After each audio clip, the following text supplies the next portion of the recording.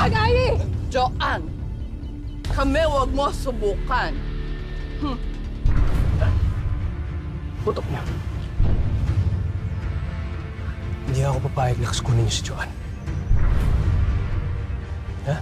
Sana naisip niyo din na sa legal age si Joanne. Pag kunin niyo siya, ibig sabihin nagkikidnap kayo.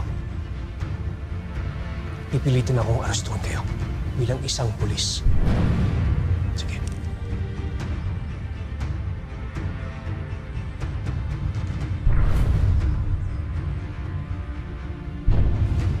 Ang lakas ng loob mo, Paeng. Ang lakas ng loob mo. Ang gusto ko na sa anak ko ay maging maayos. Hindi kami ang kriminal dito. Kayo at ang tatay mo ang kriminal! Hindi ako kriminal. Sa lahat ng korupsyon na ginawa ng tatay ko, wala akong kinuhang isang piso. O kahit anong ari-arian. Alam mo, tama talagang sinabi ni Joanne. Pera lang mahalaga sa inyo. Pera lang.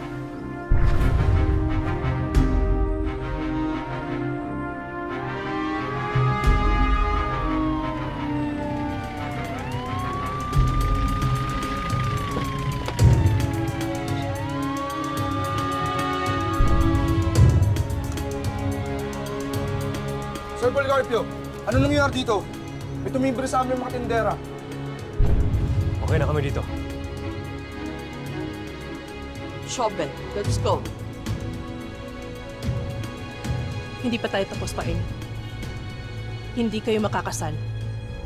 Hindi kayo magiging masaya.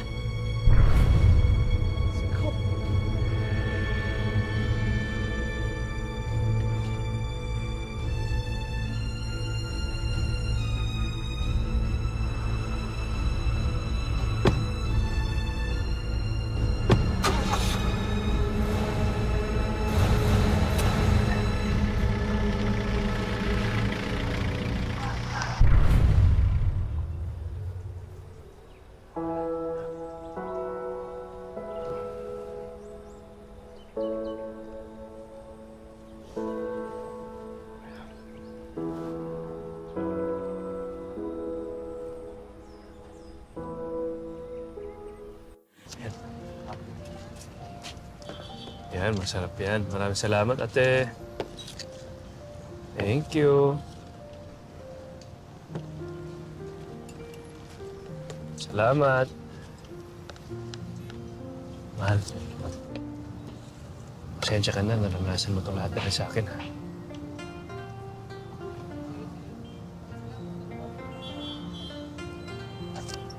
Mahal, wala ka namang kasalanan eh.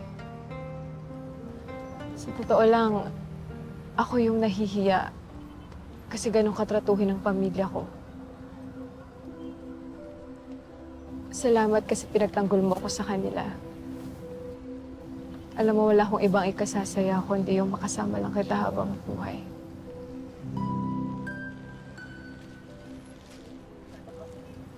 Mahal na mahal kita, Joanne. Mahal na mahal kita. Pero kailangan natin maging maingat.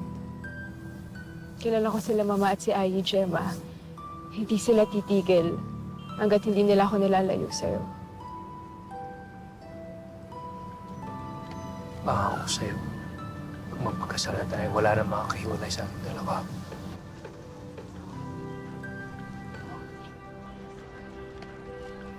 Hindi na ako makapaghintay.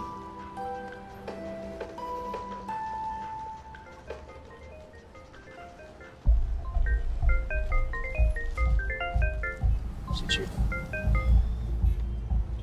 Yes, Chief. Ano? Anong nangyari kay Presidente?